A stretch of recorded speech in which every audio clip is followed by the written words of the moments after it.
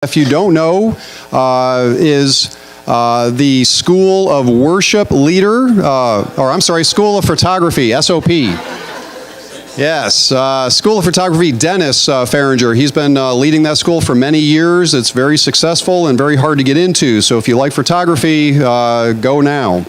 But Joe is a humble servant that just loves the Word. She loves people. And she just really inspires me to continue to study and to share in discussions with reading groups. And she is the one that coined my phrase of just being a student of the Word. We're not teachers, we're all students. We're all learning every day. And so that's her heart. And I'd like to pray for her. So.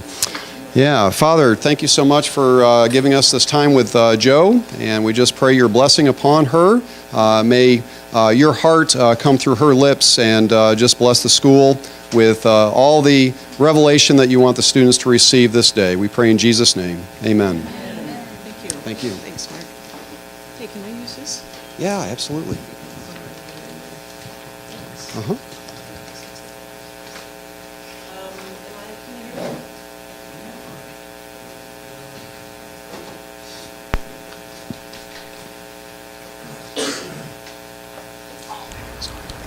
Okay, the red light is showing. Can you hear me now? Yeah? Great. Good. Yeah, my husband has already ruined David's back there in the school. David was a student of my husband the other quarter in January. That was last quarter, yeah. It's really a privilege to be here with you guys today. It really is. I bring you greetings from the Discipleship Bible School in Kunming in China. Yay! I was there a couple weeks ago. I just got back a couple weeks. I was teaching the Synoptic Gospels there for a week. And also greetings from the Bible Core course in Chongqing. I was there also for 2 weeks. I taught the book of Genesis and then the book of Hebrews. And it was so cool. I came and I was sitting outside just when Pine started sharing about China and the inheritance that you as a class will have there because of people like Sunny and Pine and others who go there out in outreach, that you will have some of the inheritance there. The people there, I'm so inspired. I think the word that I would use for my trip there, that was my first time in mainland China, the word I would use would be inspired. I was really inspired by the students and the staff who are there serving so faithfully, so dedicated, and given up so very much. You hear some of the stories and you know they don't make a big deal out of it. But many of the people have given up very much to have this privilege of studying the Word. And so I really want to impart to you guys as well that we have this amazing privilege to study the Word that so many people in the rest of the world don't have. Make every moment count. You may not have another time like this in your life when all you're doing for these 3 months is studying the Bible. I mean, how awesome is that? And if you want more, you can come to the SBS. I'll sign you up right away. But we do that for 9 months, and what an incredible privilege that is. To study the Bible, to learn the Word and have it imparted into your heart, the wisdom that comes from that. So I'm so thankful to be here to see you guys who are really willing to set aside the time to do this. You won't regret it. You won't regret it. This is one of the best ways that you can spend 3 months and a few $1,000s. This is one of the best ways that you can do it. So I commend you. And actually, I also wanted to commend your staff as well, because I think you probably know, at least in the YWAM world, there are many different places that you can study the Bible. And outside of YWAM, of course, there's seminaries, there's Bible schools, there's all kinds of places where you can study the Bible. But I can pretty much guarantee you there's no other place where you can study the Bible with a staff that loves you this much. And I commend you guys. I think I know most of you. There are a couple of you guys I haven't met yet, but your staff, they work very diligently behind the scenes for you, to serve you, to make this as stress-free as possible for you. so that you can focus on your work of studying and reading and doing your homework. Yeah, you guys, I'm just so impressed with the staff. I commend you for your labor of love, and it's just a privilege to be in the team with you guys. The SVS and the DBS were part of the same circle, part of the same Bible department. So in a very real way, I'm part of the team there. Because yes, I am. I work with the School of Biblical Studies. I've been there for, a long time, 10 years. Okay, now listen, my husband and I did our DTS. We've been in YWAM for 38 years, okay?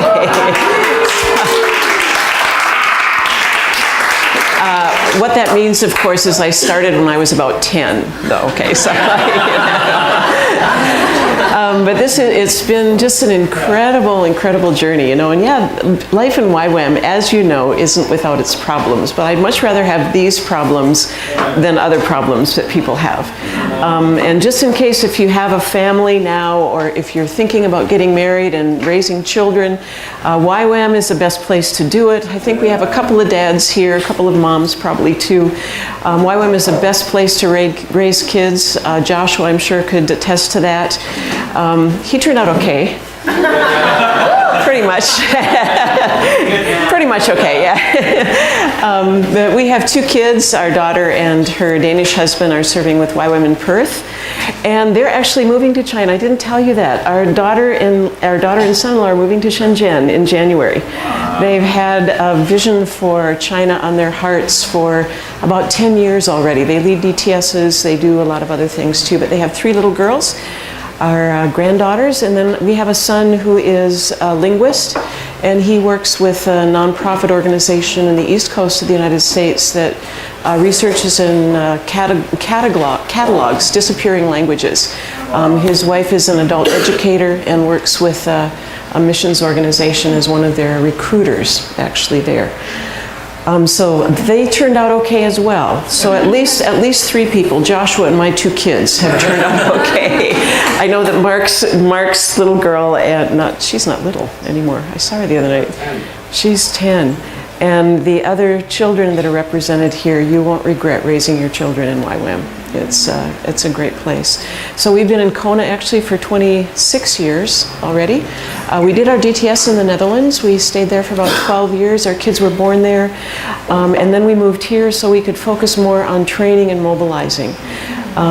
When I first came here, I was working in different kinds of communications departments. I worked in the student services for a while, helping people to understand the whole process of laying your life down and giving everything up to YWAM. But then, like I said, I joined the SBS about 10 years ago. I did my SBS, 20 years ago, actually. That's scary.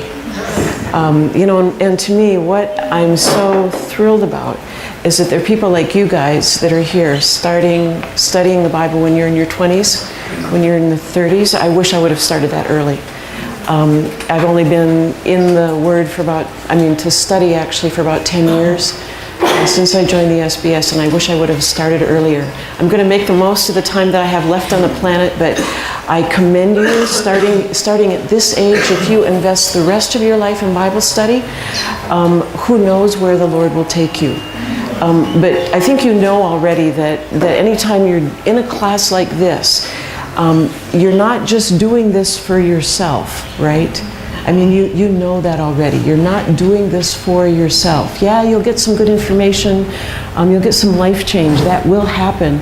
But you're doing this for the other people in the world who still need this, right? Like every one of us here in this room, we're going to have opportunities to teach in our churches, to teach in YWAM maybe, to do whatever it is that we're going to be doing in the rest of our lives. We have the opportunity to impact other people with what God has given us, right? And so when you're doing this DBS, think about the people that you're doing this for. Okay, you're not primarily doing it for yourself. You're doing it for the people in China. You're doing it for the people in India. You're doing it for the people in Japan. You're doing it for the people in your church. You're doing it for your colleagues, for your family. This is such an incredible, great treasure that God is pouring into your heart.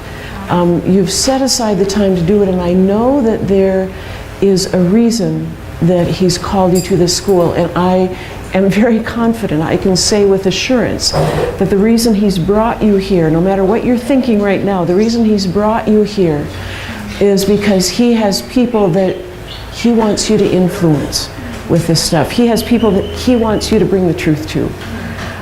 I can guarantee you that. So make the most of the time that you have here. This is incredibly valuable time.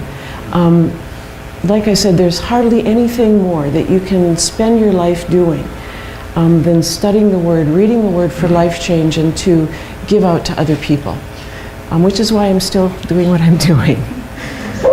Okay, so I am so sorry I'm not going to get to meet everybody personally. I'll probably see you around campus, but that's one of the things, if I was here for a few more days, I'd really like to get to know you a little bit better. But I understand some of you have done the Awaken DTS. How many people have done the Awaken DTS or part of the Awaken Circle? And there are other DTSs then, are other people did their DTSs in Kona, just not an Awaken DTS, yeah? Yeah, okay, Crossroads, good. And DTSs other locations as well? Yeah. Andreas, yay. Okay, and yeah, so there are DTSs all over the world. You know, that's one of the YWAM questions, right? Where'd you do your DTS? And I would actually, you know what, I would actually like to get to know you a little bit better though. So what I'd like us to do is, do you guys have a way to pass things out here? Yeah. Soon it will be, where did you do your DBS? What? What was that? The new question will be, where did you do your DBS? Yes, exactly, exactly. Right? Yeah, that's right. Here you go. Hey, Mark, I'm sorry. I do like to wander around. You probably know that by now. So I will continue to do that. Oops. Here you go. There should be enough for staff as well. Does anybody not have one of these? Anybody not have one? If staff, you want to have one, that's great too. I do have some more left. What I'd like you to do is write your name on one side of this first of all. Everybody have one? Okay, and just as an exercise for me to get to know you, I'm going to only take about 3 minutes, possibly 5 minutes to do this. But on one side of the paper, I would like you to draw something that's very precious to you, okay? Something that's very precious to you, whatever that might mean. And on the other side, I'd like you to draw maybe a picture that represents a dream that you have. You know, maybe a vision that God has given you, or a dream for a future ministry, something like that. So on one side, something or somebody that's precious to you, and on the other side, a dream or a vision that you have planned for the future, that you're hoping for in the future. Okay, and make sure you write your name on it, and then I'll collect them in a couple minutes. Okay, so go.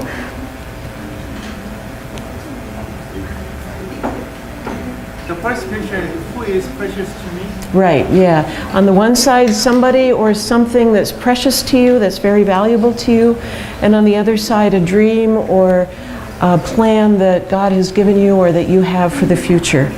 A dream or a vision, okay?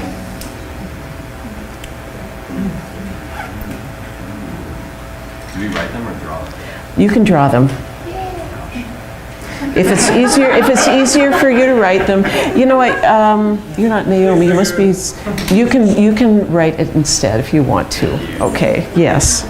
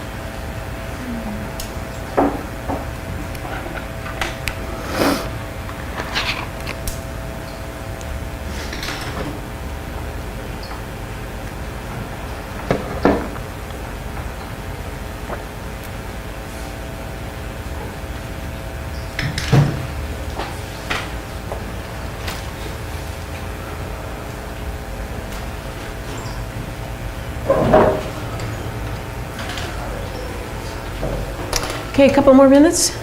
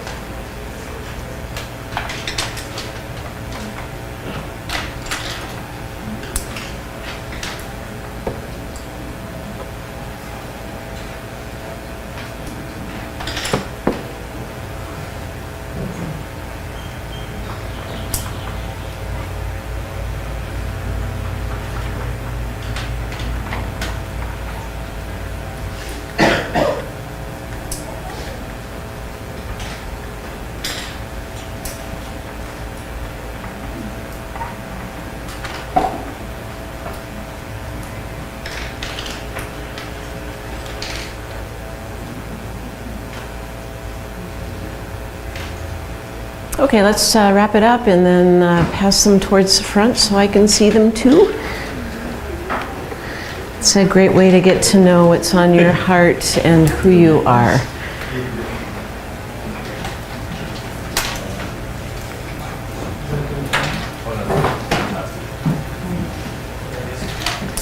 Thanks, Mark.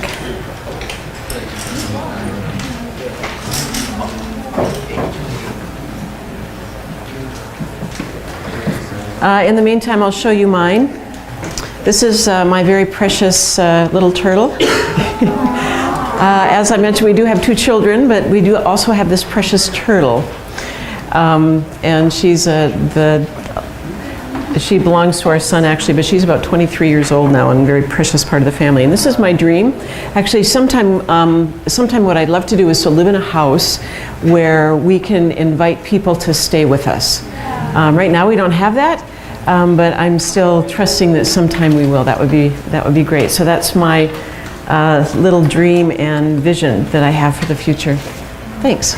So I'm just going to go over a few of these. Okay, this one is from Carrie, Kingdom Family. Who's Carrie? Yeah, Carrie, this is a precious one, your Kingdom Family. Cool. And your dream or vision that looks like a house with a lot of people in it. Yay, great, cool. And here's, this is from Cherie. Sheree, are you Sheree? Sheree. And you have Jesus, Isabel, Dance, and Love. Cool. And your vision, turning my short-term missions goal into a long-term pursuit. Good. Thank you, Sheree. And this is, I can't read the name. But it says God's Word Bible on the one side, and loving God is love, but unfortunately, it looks like a church on this side, so that might be a dream. Anybody recognize this? Yes. Sorry, what was your name? John? And so it looks like you're preaching the Word. Are you preaching? Cool, great, good for you. And something very precious to you is God's Word, huh? And this one I just in. The most precious person to me is my sister Holly, says Pine. And my dream is the knowledge of the glory of the Lord fills the earth as the water covers the sea. Wow, great. And Matthew, Kim, my family. I'm thinking, where's Matthew? Kwan. Is it Kwan? Matthew, your precious family, your dad and your mom and 2 sisters. And business in fashion creative support missionaries, business in China. Good, great, very cool. And then Randy, I've got Randy's here. Here's your family, very precious family. There you, Randy. I love your family. You've got I'm sure you've met Randy's family, awesome family. Heaven Sent Revival in Portland and in Kona. Cool, thanks. And this one is Abby. Where's Abby? Oh, are you? Oh, it's not yours? Abby or my first. Oh, is it yours? Oh, okay. Oh, is Abby your precious one?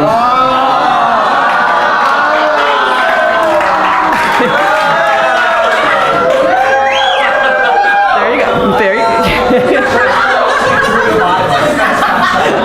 Sorry? I actually scratched Abby's name on. Like, that was the last 10 seconds. Oh, I see. Oh, that's your fiance. Quest Study Bible. Wow, my first Bible, age 16 to 17, given my best friend. And the future to travel around the world. Great. And what was your name? I'm sorry? Matt. Nice to see. Thank you, Matt. Oh, and here's Abby. So, Abby, are you where's Abby? Are you the famous one? Then, okay. Oh, you're the famous one. Okay. So, family. You have a sister that's your precious one, your family, and see people changed by God. Reach out to people, whatever shape or form. Good. Cool. So, are you guys actually engaged then? Yeah, he proposed to me on Sunday. Oh, no kidding. That's so cool. Oh, good work, Matt. You won't regret it. I know you won't. I say that to you after 40 years. You won't regret it. Yeah, we've been married 40 years. It's not, again, that was something we started when we were about 10. We got married. Okay, so this one, I don't know who it's from, but there's a flag of Japan, I think, and a family on it. So whoever's this is? Is that yours? Yeah. What was your name? Aaron? Eric. Nice to see you. Okay, so your family is precious, and Japan apparently is a place of calling Greg. Is that you? Yeah. Oh, you have a little person here who must be a precious daughter. Oh. And this one looks like it's Revival in Japan. Great. Thank you, Greg. Okay, so that's his vision. Steve. Where's Steve? Steve? You're Steve. The idea of marriage and my own family is very precious to me. You don't have one yet? That's good that you added that word yet, still to come. And theater for God, that's cool. So that's really cool, great. And Susie Kim, who's Susie? Yes. There you are, Susie. And this is your mom and your friends who are precious. And house some sort of ministry in houses? Yeah. Cool. People's salvation, lordship of Jesus. And for girls and women, great. Thank you, Susie. Community. Who's this one? This is John Robinson. Where's John? Hi, John. And your dream is long-term missions in Korea. Cool. It's great to take the Bible with you, John. And community is something very precious to you. Very cool. And Inhei. Who's Inhei? There you are. And is this very precious to you, a cello or a violin? Violin. Very nice. And so this is the ministry. It looks like you have a performing arts or creative ministry in mind. Something like that? Yeah, cool. Great, thank you, Inhei. And this one is from Esther. Who's Esther? Esther, great. You've got a children's ministry for the future. And Jesus is very precious. Nice. And Daesoon, who's Daesoon? There you are, Daesoon. It looks like this precious stuff, there's a world, a church, family, and a cloud. Is that what's precious to you? Yeah, okay. And then this one is a ministry. Yeah, it looks like a community sort of ministry with a lot of buildings and a church. Great. And here's one, Sophia. Who's Sophia? There you are. Is it? Your grandma. Oh, cool. And your dream looks like a building. Yeah, cool. For ministry, right? Yeah, cool. Mark Arnold, precious to me, time with my family, daughter, and God. Good, Mark. And your dream is bringing DBS school to China with other workers. Yay. And here's Paul. Who's Paul? Paul, there you are, of course. And your family is precious. It looks like surrounded by the arms of God. Yeah. And the dream, buildings in a river, it looks like. Is it a surfing ministry by any chance? What is it? So with the word and music, I want to make a wave to the community. Oh, okay. So I wasn't too far off with surfing then. A wave to the community. Great. And Naomi, let's see. This is Naomi right here. Precious to you, a dream. You love girls and young women. So your ministry is called the discipleship, good, of women and girls. And precious, your family and friends. Good. Thank you, Naomi. And cats. And David, where is David? Yeah, David. So Richard, your precious son, and business and Praising. oh, praising. Okay, yeah, is your vision. Great, thank you. And let's see, we've got Margot. Who's Margot? Margot, back there. Family is precious, and it looks like you want to be a teacher or counselor, right? Great. Thank you, Margot. Do you guys know this about your fellow students yet? So now this is a revelation for all of you. Okay, so think about this. Olivia or Ayanja, there you are in the back. Your marriage ring is very, okay, very precious. And an eagle with huge and soft wings. Is that you? Yeah, great. Thank you. And Alyssa, who's Alyssa? Yeah, hi Alyssa. And your family, it looks like your sisters and a brother and a brother-in-law. Cool. It's very precious. Unity among churches in all cities. Great, great vision. Thank you. And we still have a few left here. Here's somebody with God, happy unity, and a family with somebody named Kelby and Jason. Oh, that's Angie. Yay, that's your family. And something bringing God through into unity with happiness, right? Cool. Sunny, there you are. Dream is vision, studying the words of God all my life, and that's something precious as well, right? Yeah, good. Thank you, Sunny. And Dave, who's Dave? Smucker. There you go, Dave. Oh, this is a beautiful one too. Quiet time with the Lord in nature is something precious to you. Yeah. And your vision, it looks like the Big Island, actually. Discipleship and sending young people from, Lancaster County. Hey, it resembles a big island. Isn't that funny? So his dream is to send young people from Lancaster County to the nations. And this one is from Althild? Yeah. Your family. Oh, lovely family. And you have a dream to preach for many people. Cool, great. Looking forward to that. And Austin, there you are, Austin. Your precious thing is families and mountains, it looks like, right? Yeah. And your dream is to reach the world with a family? Yeah, 3 kids. Do you have 3 kids yet? On the way. On the way, good. Yeah, it's very specific. 3 children right here, and somebody else, but the other person doesn't have a face on the person yet. A female wife. Okay, good. Good work, Austin. Appreciate it. And Arnston, this is is this you? Yeah. Arnston, the joy, fun, love, action, God in your heart. Is that you? Yeah. Cool. And family. And the Bible, and a boat, and a car, and a motorcycle. Wow! Loading yourself down with stuff, right? And Ragna, there you are, Raggy. Your dream is time to work with your hands, it looks like, near the ocean. Creative sort of ministry, yeah. And your precious things, Noah and David. Good. Oh. And this one is... somebody wants to be a war photographer. This isn't David. It is David. Oh my goodness. So David has a camera, his precious thing, and a baby. Do you have a baby, David? No, I don't. Not yet, anyway. It's for the future. Oh, for the future. Okay. Oh, and the wedding rings are for the future as well then, right? There you go. Did you know that? He's got them right here. He's got his child drawn right here and his wedding rings. And he wants to go to the Middle East or Africa and be a war photographer. Cool. Wow. No small thing. Jenny Kim. Who's Jenny? There you are, Jenny. Your precious thing is your family, and your dream is a future family. Cool. Very, very cool. And you have 3 children as well, and one in your arms, a little baby. Yeah, there's a baby in your arms and 3 little kids. And a sweet house. That's so cool. Okay, and this one is Steve. That's you, Steve. Your niece is a precious one, 3 years old. Oh, and your call or your vision is for India, the world, a Bible school. To have a Bible school there to teach the Bible in India. Great. And Mark, Jesus is a precious one. He's got sleeping under the stars. Is that your goal? Yeah, okay, cool. But you have to find a place where there are only 4 stars. So, right? Yeah, so he's sleeping under the stars. It looks like on grass or something. I don't know. Anyway, thanks, Mark.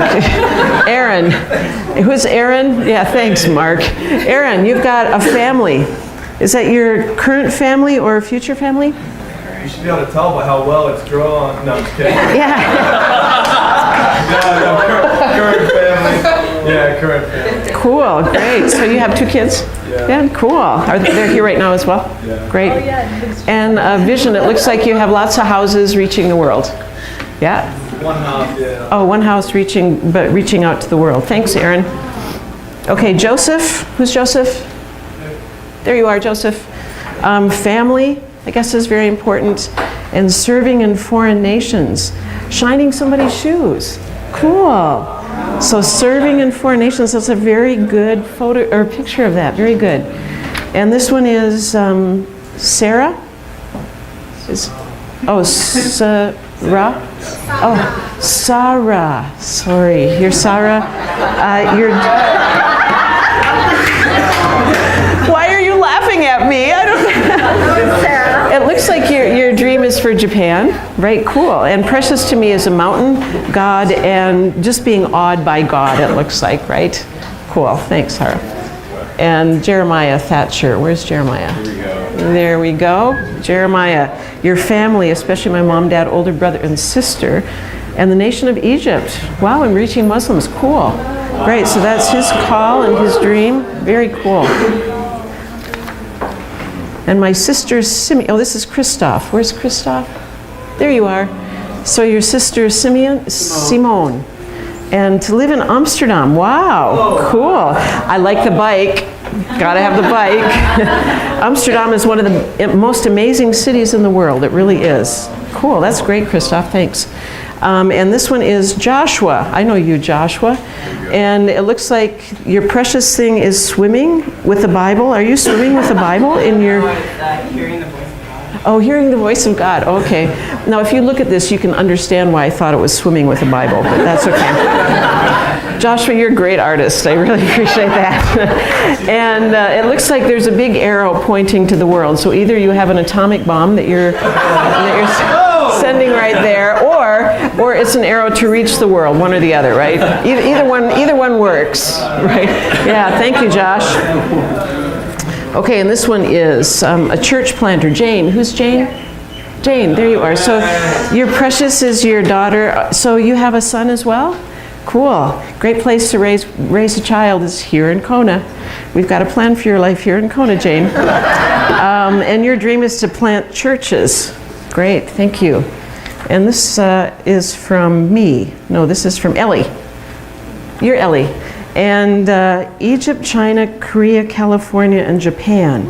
Wow, that's quite a road trip there. Cool, so you're called to all those different nations. Wow, that's really cool. And friends and family surround. Oh, that's cool. Thanks, Ellie. And this one I think is the last one. This is Chance. You must be Chance then? I saw the name right there, so that's why.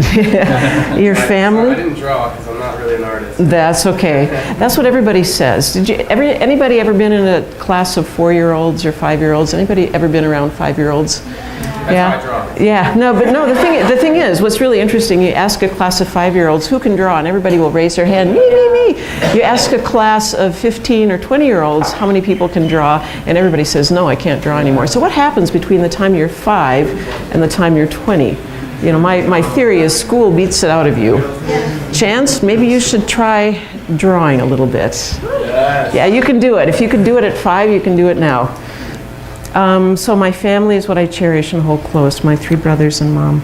The dream I have is a snake or a serpent slithering around.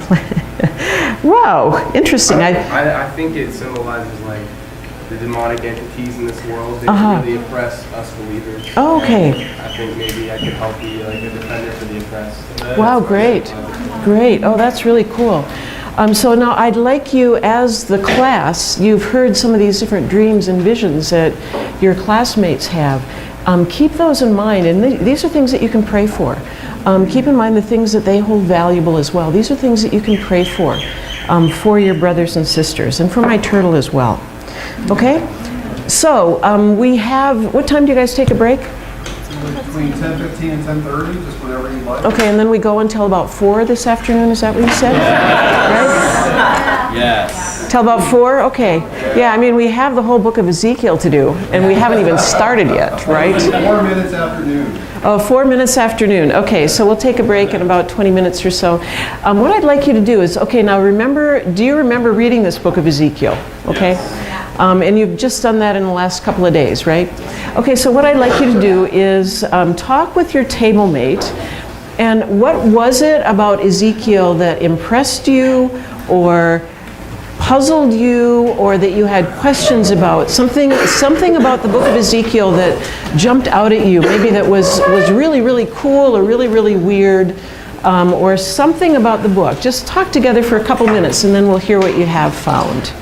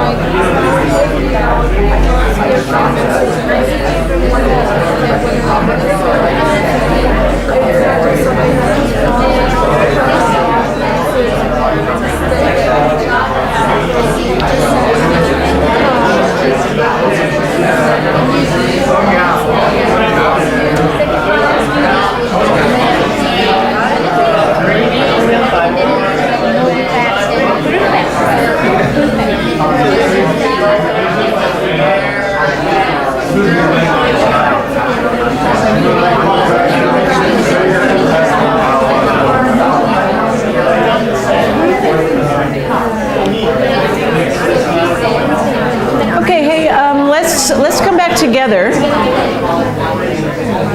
Okay, let's. I think it's really cool, you know, when we can talk together to discover what people are learning. Because I think Mark actually mentioned it a little bit earlier, but I find it very almost ironic when people's.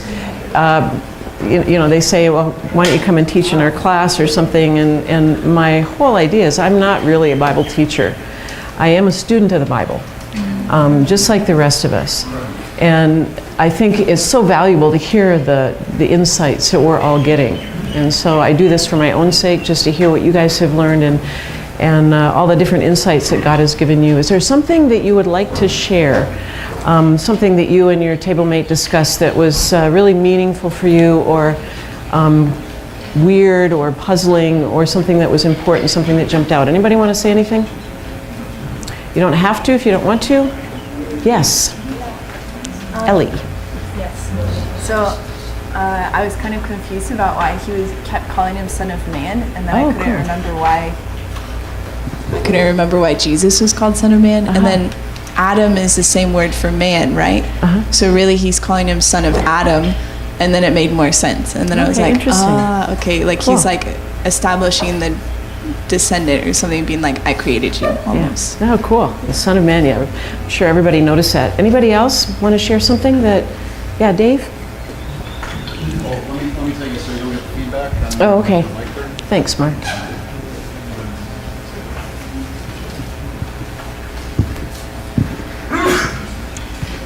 Yeah, I think what really stood out to me was the, if we would see somebody acting like Ezekiel now, we would just say he's completely crazy, you know, and just probably discount what he's saying also. So just really understanding how God was using him.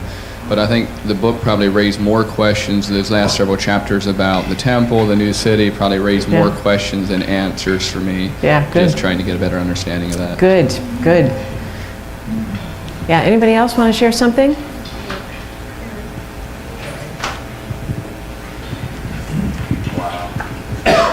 For me, I just saw like so many words of holiness, holy. Yes. And then like his love, like I just read like, how can you love like this? Yeah. And then he gives like another like instruction, like almost end of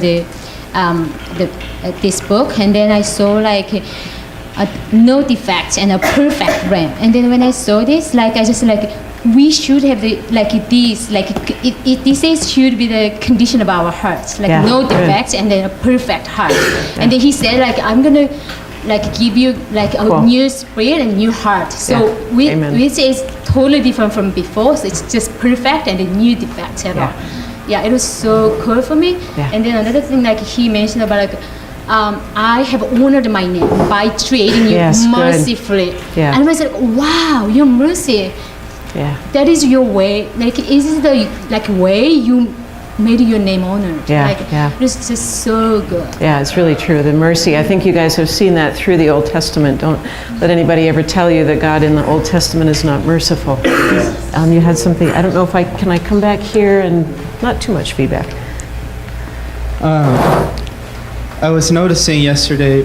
So we all know what Ezekiel went through and what he was called to have to go through and sacrifice for God, but in the source view, it's green when he talks. And I notice every single time that he spoke,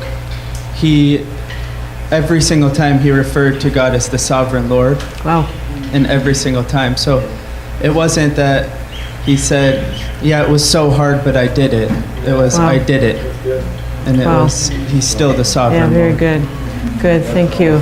Thank you very much. Anybody else want to share? Yeah, okay. Okay, I'm sick, sorry. But what I noticed is that I haven't actually finished Ezekiel, sorry. But in the 20 chapters that I've read, and just through the other prophets, I've noticed that they are called to do really hard stuff. But they don't question it, like Joe was saying, like the sovereignty of God. And it's like when persecution, it says to expect persecution. I think that they understood the character and nature of God, that like when stuff will come, they're just like, okay. But like in our lives, persecution and stuff like takes us as a surprise, but they understood that it was gonna come. And that's like why they did these crazy things, because they really like grasped the character and nature of God. And it comes to such as like a shock to us for some reason. I don't know why. I wish we could understand that like it's gonna be hard, and that's what, you know, led them to Yeah, be very like that. good. I don't know. Yeah, no, thank you, Jeremiah. Yeah, there are a couple here. We'll just take a couple more comments. Yeah, Josh?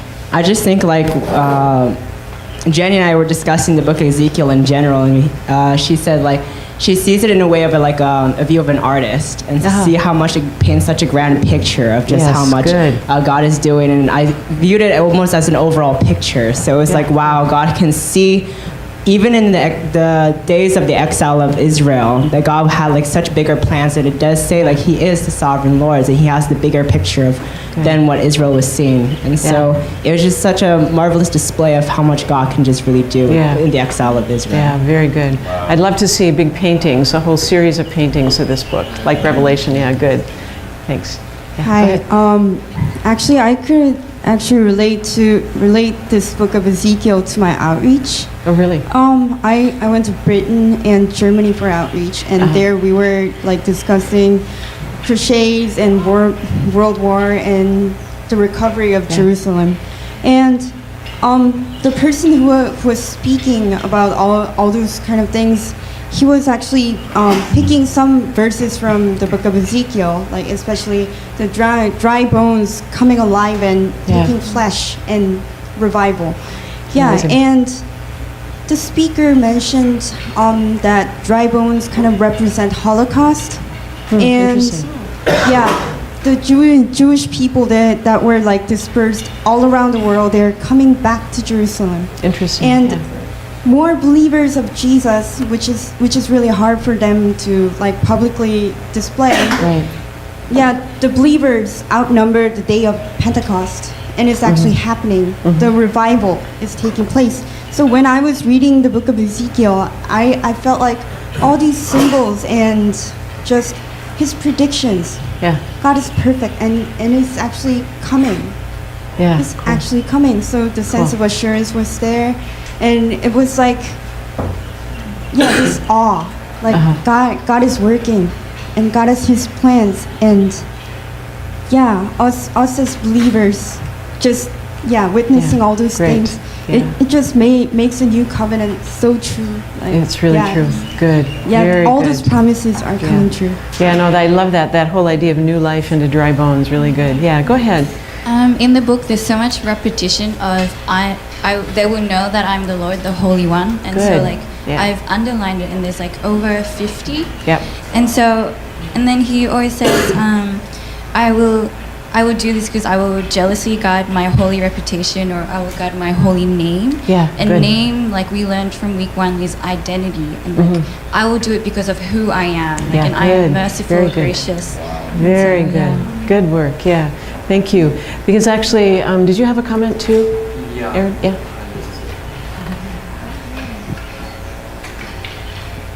I was just struck by, like, I don't really know what it means, but like I was just struck by his image of God, like the amber on the top and the fire on the bottom, and Cool. really glorious. Yep. Yeah. That's it. Great. Good.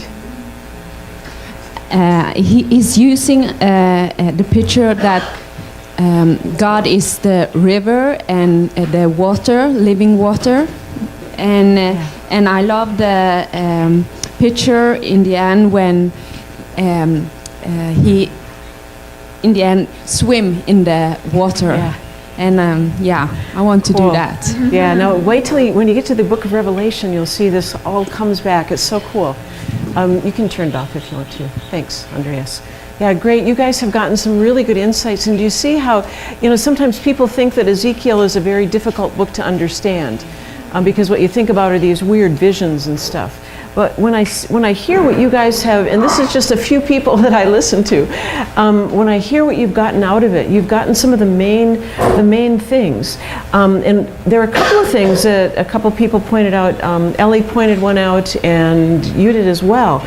There are a number of repeated phrases, and I wanted to call your attention to 3 of these repeated phrases. Son of man, Ellie, in case you're interested, it's about 90 times. That Ezekiel is called Son of Man by God. And here, and it has to do with this idea of the sovereignty of God as well.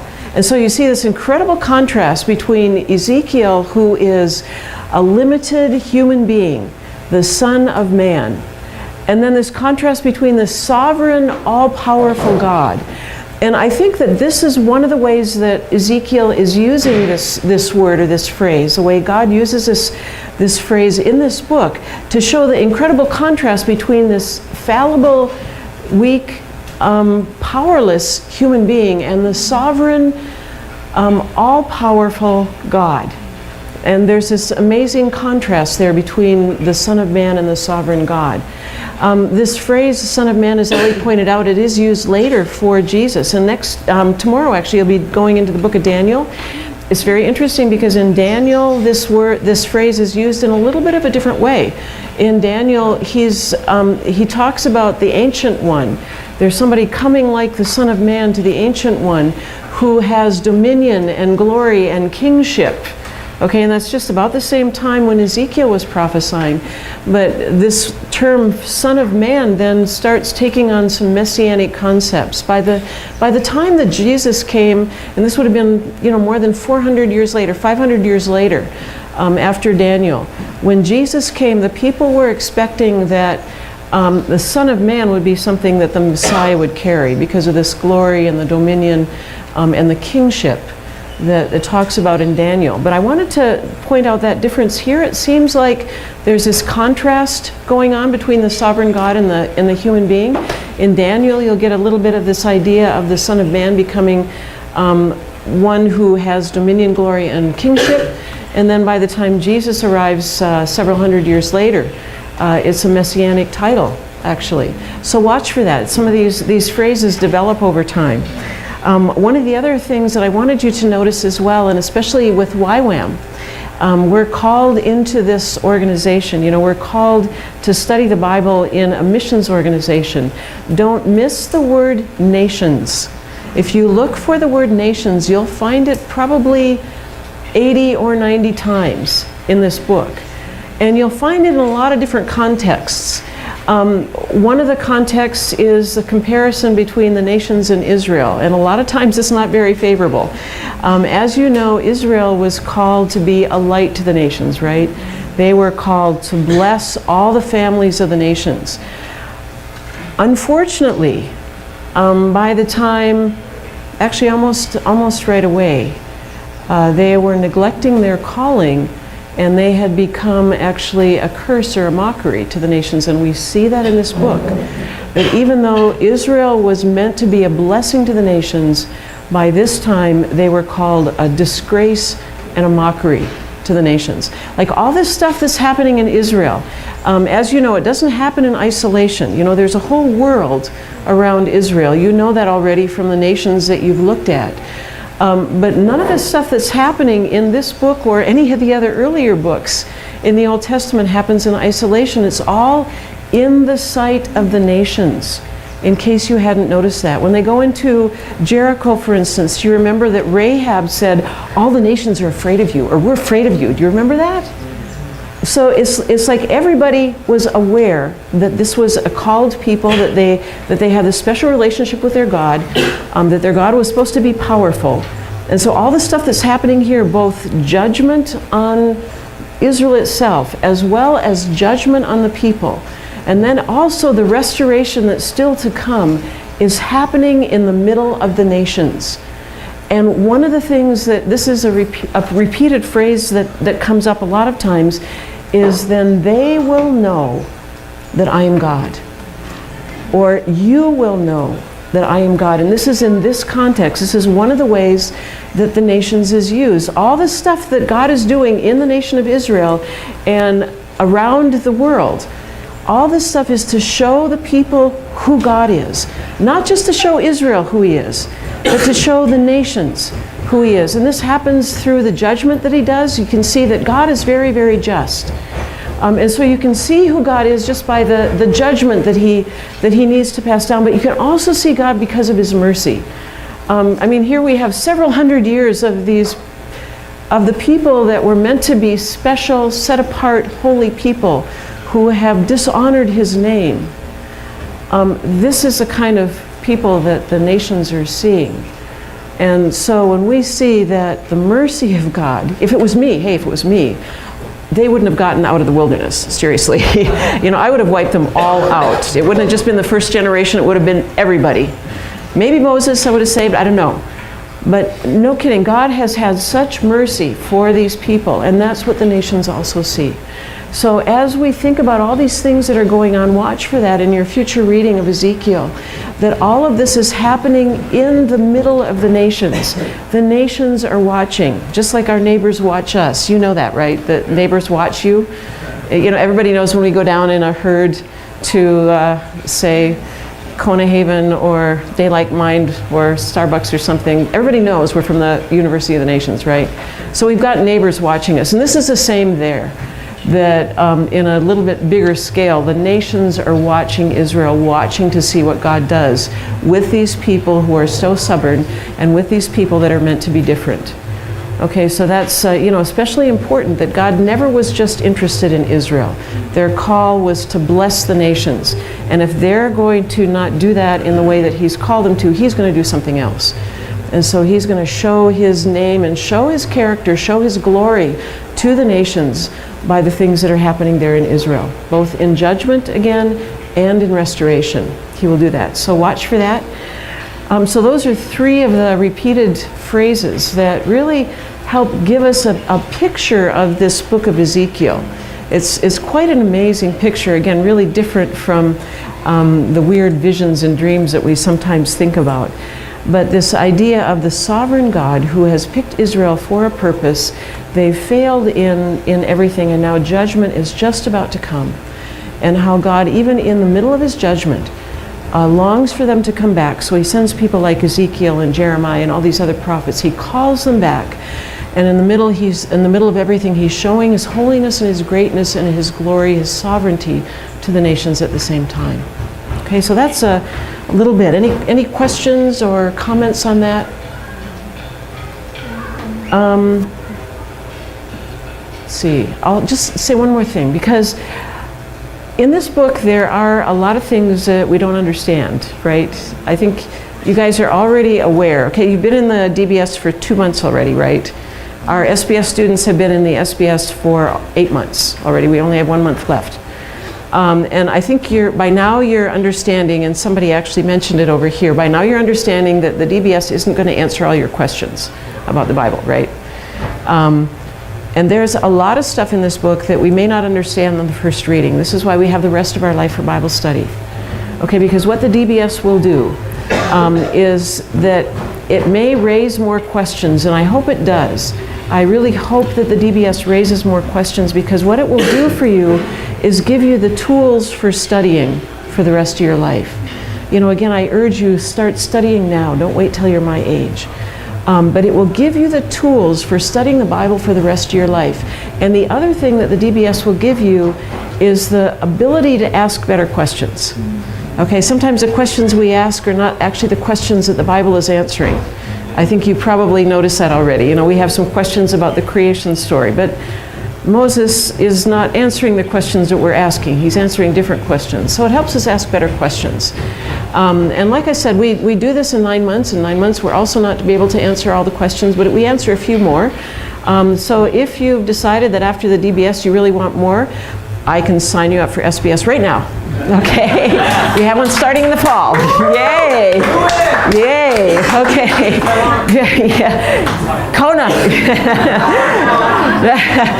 Okay, well, on that note, let's take a break. Okay.